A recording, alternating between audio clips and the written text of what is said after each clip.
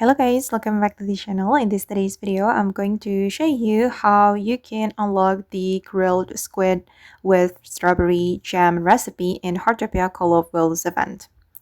So guys, this is one of the Fashion Wave event foods, and you need to unlock the recipe from here by replacing the items or the ingredients. And for this grilled squid with strawberry jam, we're going to replace the recipe with the strawberry jam so we can make this food. And we need the original grilled squid with fruit jam recipe. You can get it from Masimo, guys. And then you're going to use the Tidal Stove. But before you make it, you need to make the strawberry jam with your normal stove. Okay, this is the strawberry jam recipe. We need strawberry jam. We need strawberries to make the strawberry jam.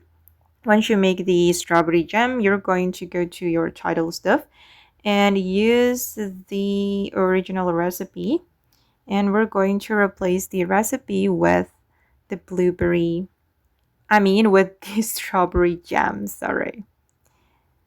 Okay, just replace it, and I'm going to start cooking. Okay, done guys. I've just made the grilled squid with strawberry jam in Heartopia Colorful's event.